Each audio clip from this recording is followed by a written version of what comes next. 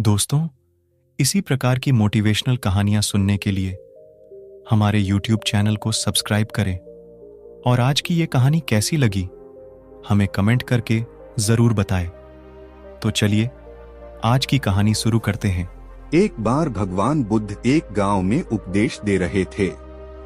उस गांव का एक धनाढ्य व्यक्ति बुद्ध के उपदेश सुनने आया।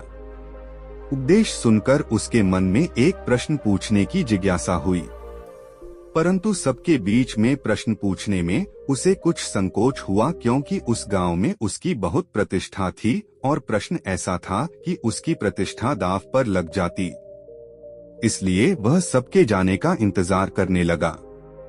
जब सब लोग चले गए तब वह उठकर बुद्ध के पास आया और अपने दोनों हाथ जोड़कर बुद्ध से कहने लगा, प्रभु मेरे पास सब कुछ है, धन दौलत पद प्रतिष्ठा ऐश्वर्य, किसी चीज की कोई कमी नहीं है, परंतु मैं खुश नहीं हूँ। हमेशा खुश रहने का राज क्या है? मैं जानना चाहता हूँ कि हम हमेशा प्रसन्न कैसे रहें।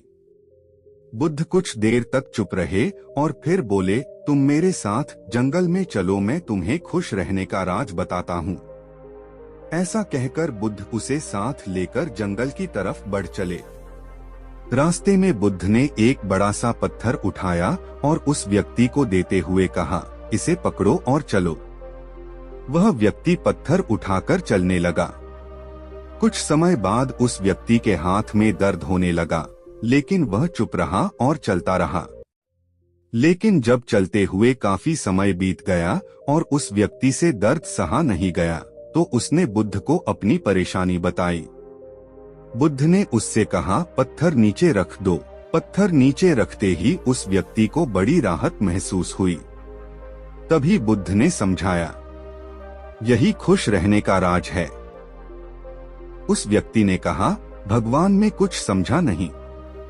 बुद्ध बोले, जिस तरह इस पत्थर को कुछ पल तक हाथ में रखने पर थोड़ा सा दर्द, 1 घंटे तक रखने पर थोड़ा ज्यादा दर्द और काफी समय तक उठाए रखने पर तेज दर्द होता है, उसी तरह दुखों के बोझ को हम जितने ज्यादा समय तक अपने कंधों पर उठाए रखेंगे, उतने ही ज्यादा दुखी और निराश रहेंगे।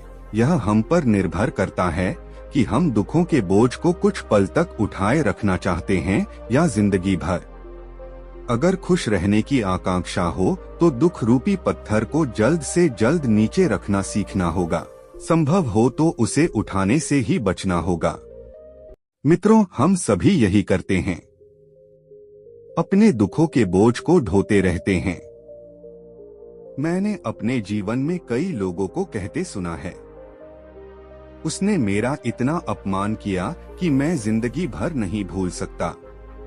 वास्तव में अगर आप उसे नहीं भूलते हैं तो आप अपने आप को ही कष्ट दे रहे हैं।